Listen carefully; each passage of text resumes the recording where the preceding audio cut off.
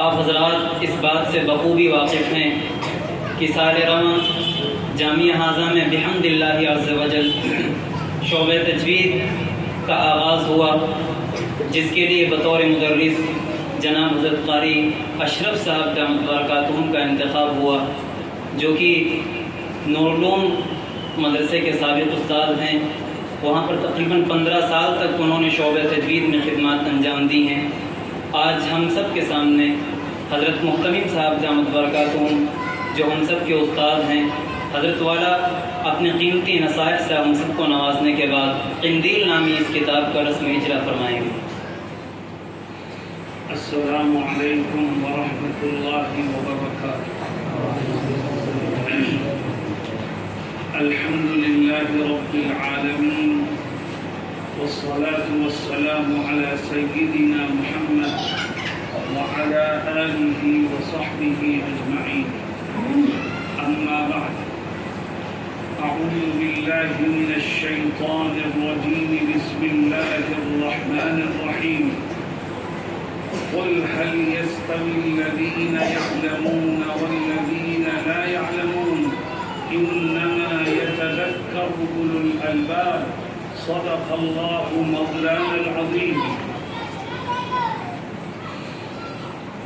حضرات علماء کرام، معزز حاضرین، دارالعلوم دیوبند اور مدرسہ شاہی اور مظاہر العلوم وغیرہ اہم اداروں کے فضلاء، اللہ رب العزت کا یہ فضل و کرم اور اس کا احسان ہے کہ اس نے دین سیکھنے اور پھر اس کی خدمت کرنے کا آپ کو موقع عطا کیا۔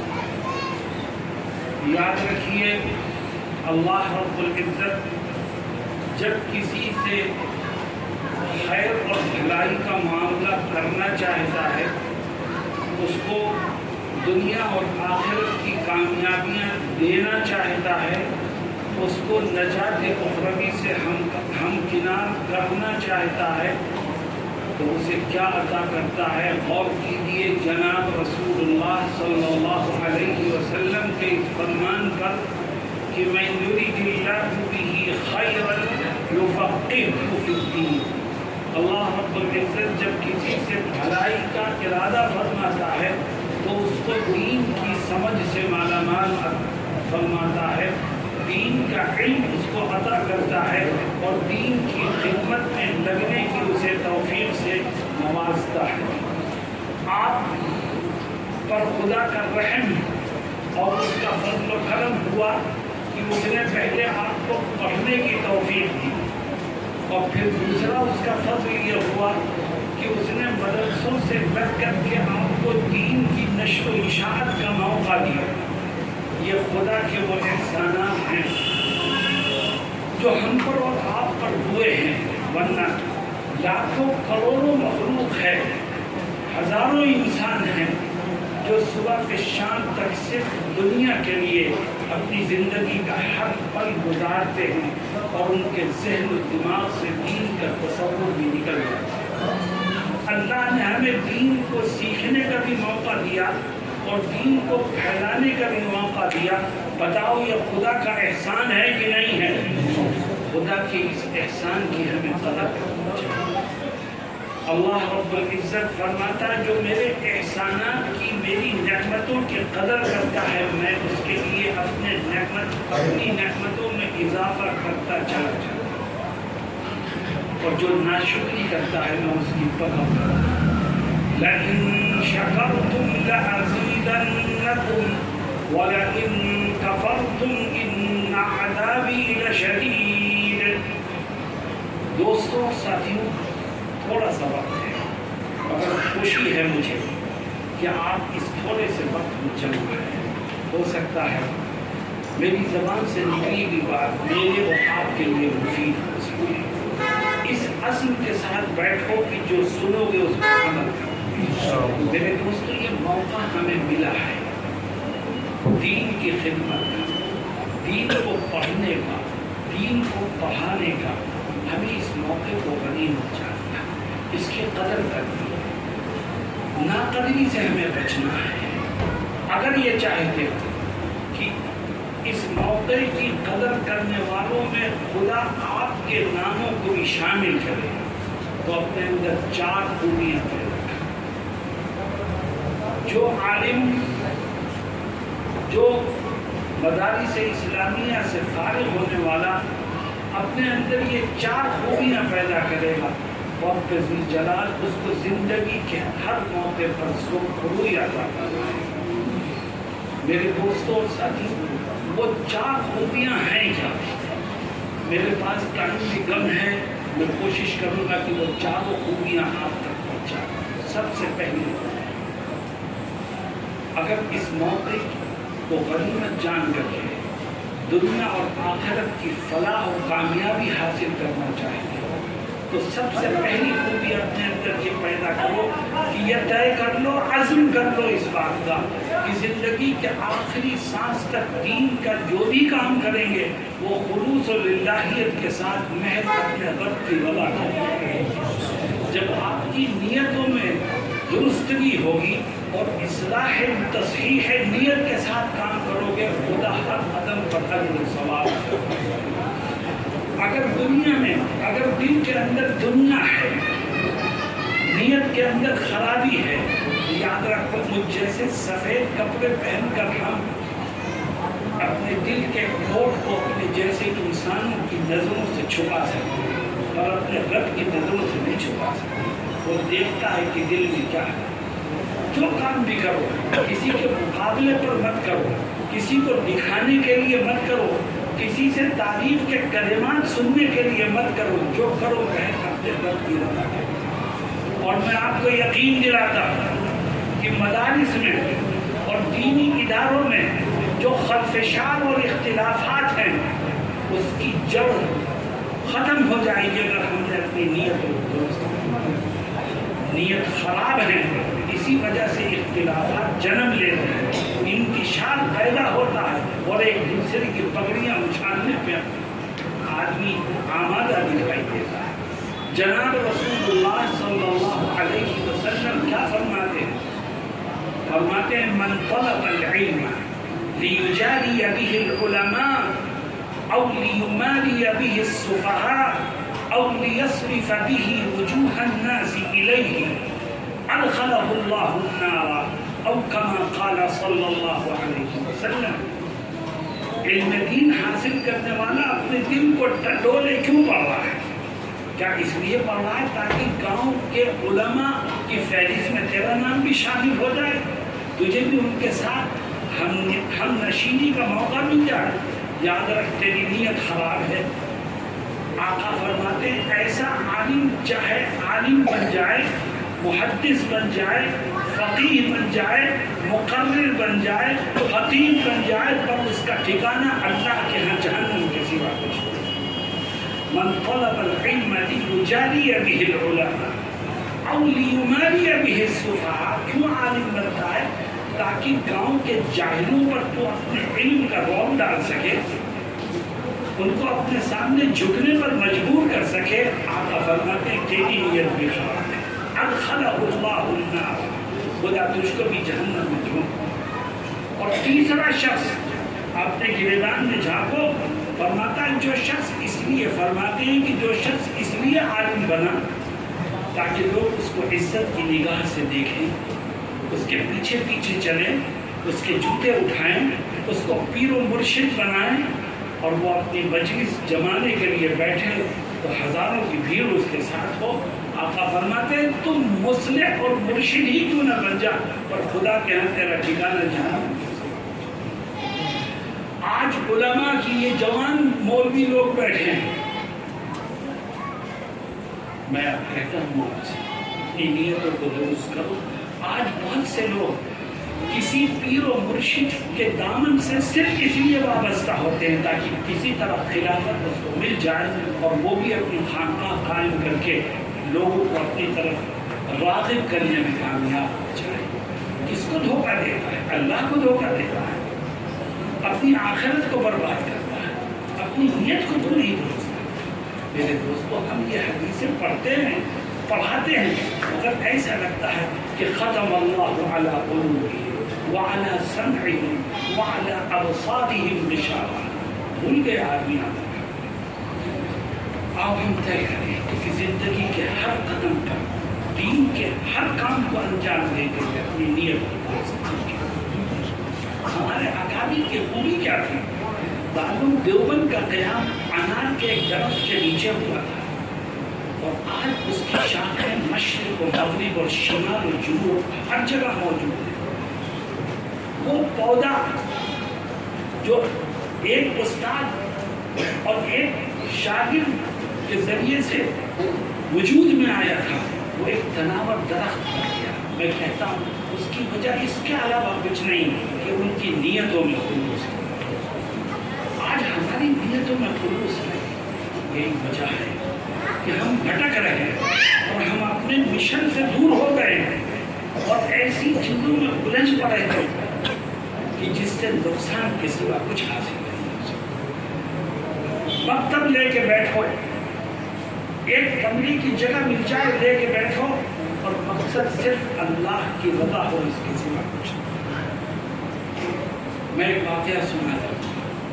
ایک استاد نے اپنے شاگرد کو یہ تلقین کی کہ جاؤ اپنے علاقے میں مدرسہ کھولو اور دین کا کام کرو. وہ شاگرد چلا گیا, اس نے مدرسہ کھولا اور کام شروع کیا.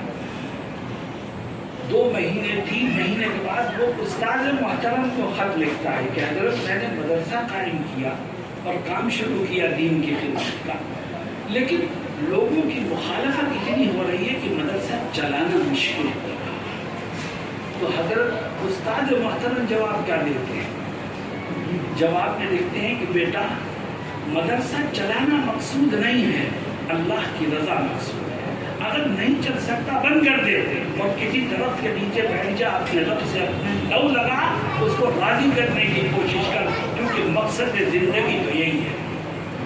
اب ہمیں اپنے گریبان میں جھانکنا چاہیے کہ ہم کام کریں. اس لیے میرے دوستوں سب سے پہلی چیز یہ اپنی نیت کو درست کریں. نیت درست ہوگی, بہت سے اختلافات ختم ہو جائیں گے, بہت سے فتنے اپنی موت مر جائیں گے اور کامیابی کے دروازے غیب سے خود بخود کھلتے چلے جائیں گے. اللہ ہم سب کو, آپ کو بھی مجھ کو بھی, نیتوں کو درست کرنے اور محض اپنی رضا کے لیے دین کی خدمت کرنے کی توفیق عطا فرمائے. میں نے کہا تھا 4 خوبیاں پیدا کریں. دوسری خوبی کیا ہے میرے عزیز دوستوں؟ اگر آپ کو جو خدا نے موقع دیا ہے دین کی خدمت کا, اس میں کامیاب ہونا چاہیے, تو دوسرا کام یہ کرو کہ آج سے طے کرو کہ انشاءاللہ زندگی کے آخری سانس تک اپنے علم پر عمل کرتے رہیں. آدمی عالم ہو گیا لیکن اس کا دامن عمل سے خالی ہے, اور خاص طور پر یہ نوجوان علماء جو ہیں, ان کے لیے سب سے اہم چیز یہ نہیں ہے کہ رات میں اٹھ کے تہجد پڑھو, یہ نہیں ہے کہ ہر وقت ہاتھ میں تسبیح رہے, یہ نہیں ہے کہ صبح شام نوافل کی تعداد بڑھاتے جاؤ. تمہارے لیے سب سے اہم چیز یہ ہے کہ زندگی کے ہر قدم پر حرام اور گناہ سے بچنے کی کوشش. قرآن کہتا ہے من عمل صالحا من ذکر او انثى وهو مؤمن. مفسرین لکھتے ہیں کہ اللہ نے تو عمل صالح کی بات کہی ہے کہ وہ شخص جو عمل صالح کرے, عمل صالح کے اندر جس طرح امتثال اوامر شامل ہے, اسی طرح عمل صالح میں اجتناب نواہی بھی داخل ہے.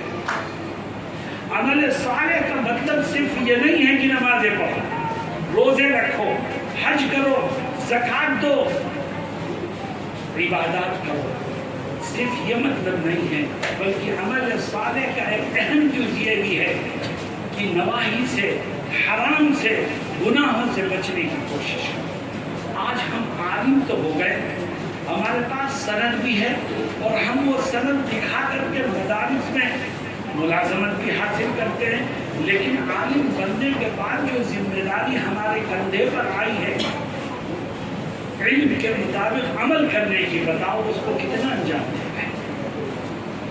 اللہ رب العزت ہمارے ظاہر کو بھی دیکھ رہا ہے، ہمارے باطن کو بھی دیکھ رہا ہے۔ میرے دوستوں اور ساتھیوں، جناب رسول اللہ صلی اللہ علیہ وسلم ایک حدیث شریف میں فرماتے ہیں کہ قیامت کے دن سب سے برے حال میں کون ہوگا؟ اشد الناس منزلۃ یوم القیامہ عالم لا ينتفع بعلمه۔ سب سے برے حال میں وہ عالم ہوگا جو اپنے علم پر عمل کرے۔ کتنے لوگ ہیں جو نماز با جماعت کی پابندی کرتے ہیں، کتنے لوگ ہیں جو موبائل پر حرام چیزیں دیکھنے سے بچتے ہیں، کتنے لوگ وہ ہیں جو غیبت سے اپنی زبان کو بچاتے ہیں، کتنے لوگ وہ ہیں جو حق تلفی کے گناہ سے بچتے ہیں۔ یہ تعلیمات غیروں کے لیے نہیں ہے، اس کے سب سے پہلے مصداق آپ ہیں، آپ پڑھ کے آ رہے ہیں، اس کے پہلے مخاطب آپ ہیں۔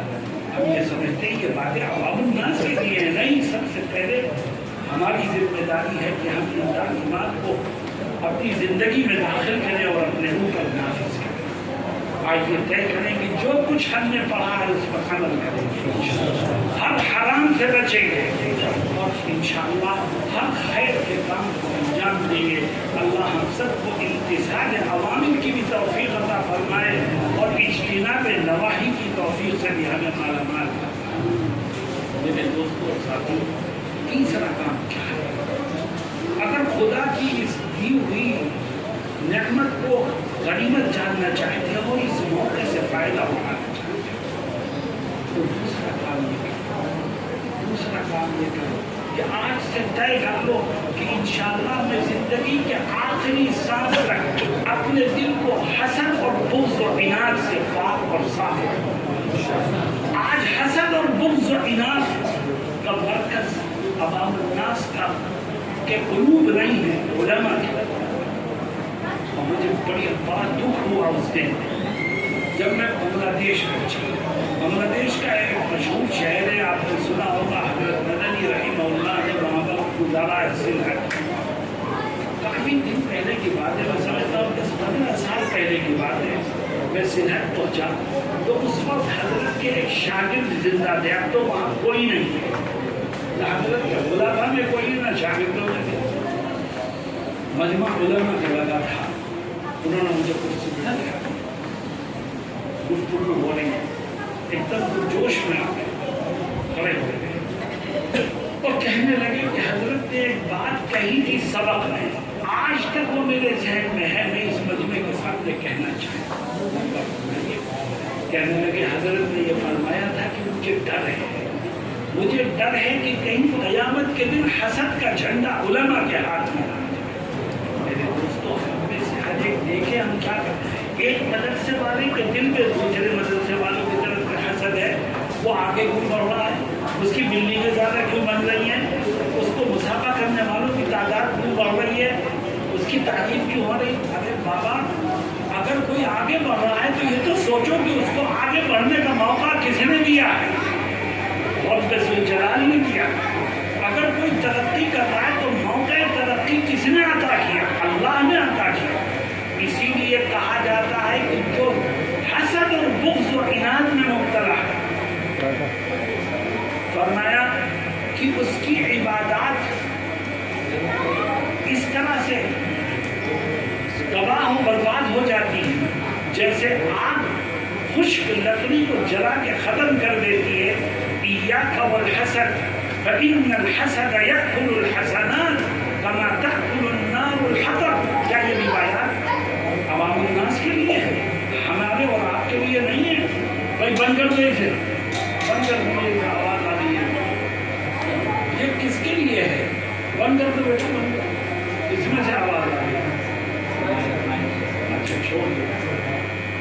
میرے دوستوں اور ساتھیوں، اتنا بڑا گناہ کہ نبی کریم صلی اللہ علیہ وسلم فرماتے ہیں جس کے دل میں تھوڑی دیر کے لیے حسد پیدا ہو گیا تو اللہ رب العزت اس کی وجہ سے اس کے گناہ، اس کی عبادات کو تباہ و برباد کر دے گا۔ تھوڑی دیر کا حسد تیری 40 سال کی، 50 سال کی، 60 سال کی عبادتوں کو اس طرح ہاتھ میں ملا دیتا ہے جیسے आग खुश्क लकड़ी को जला के खत्म कर।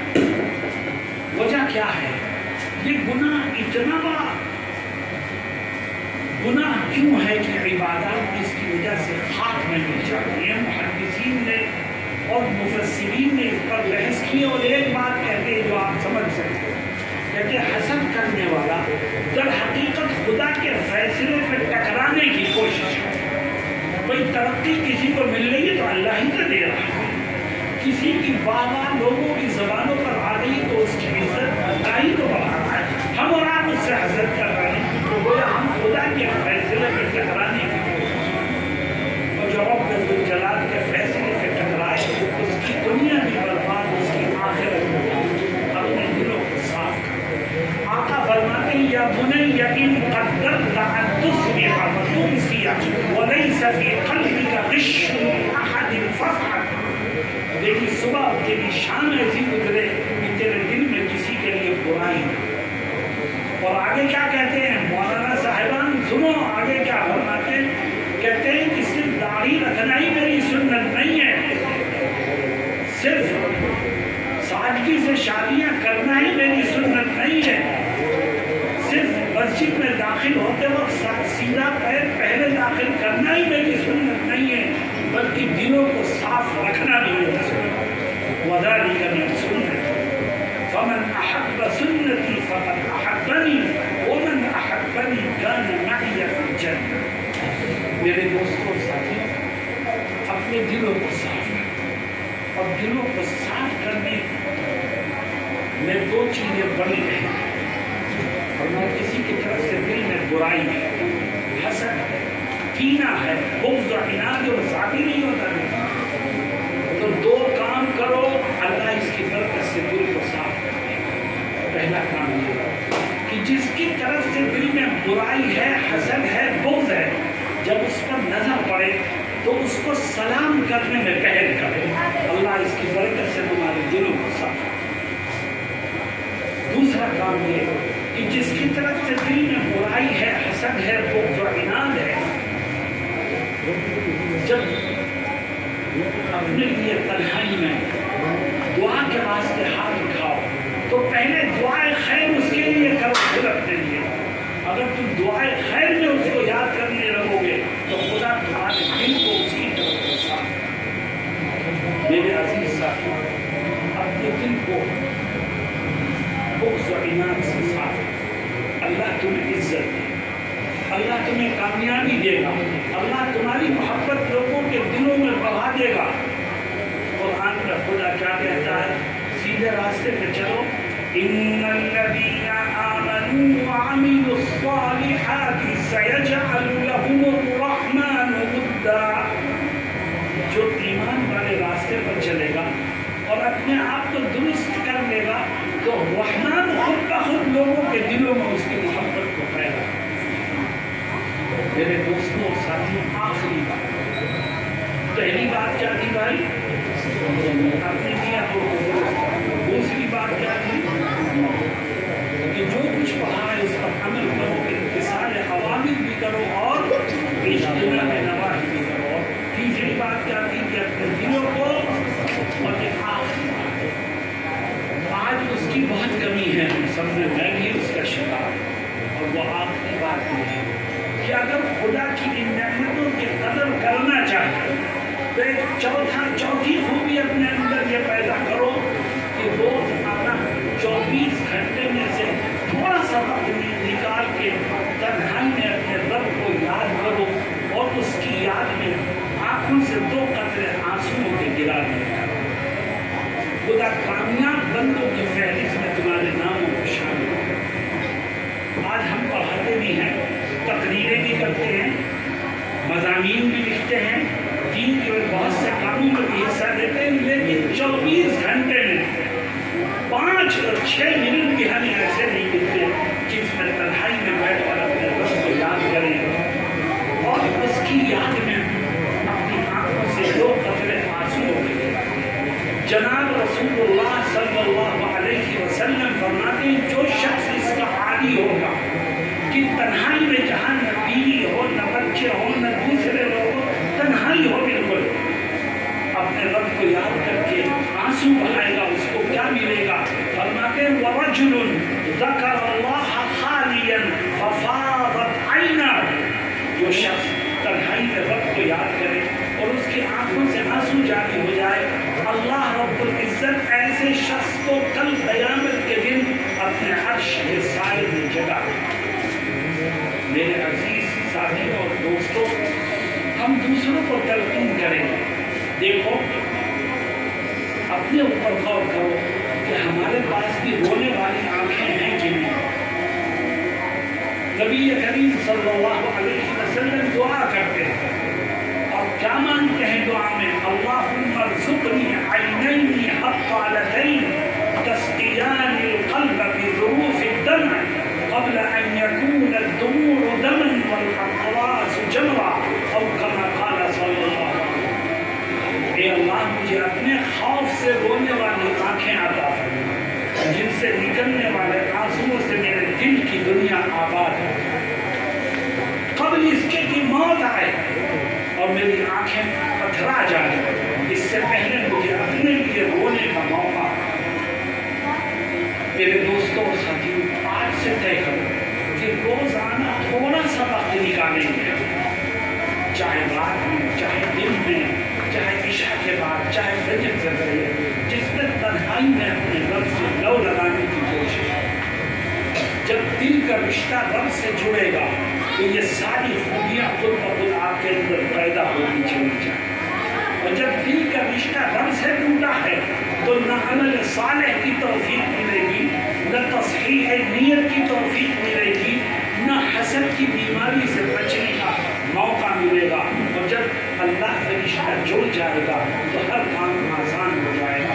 اللہ رب العزت مجھے اور آپ کو کہنے اور سننے سے زیادہ عمل کی توفیق سے مالا مال فرمائے۔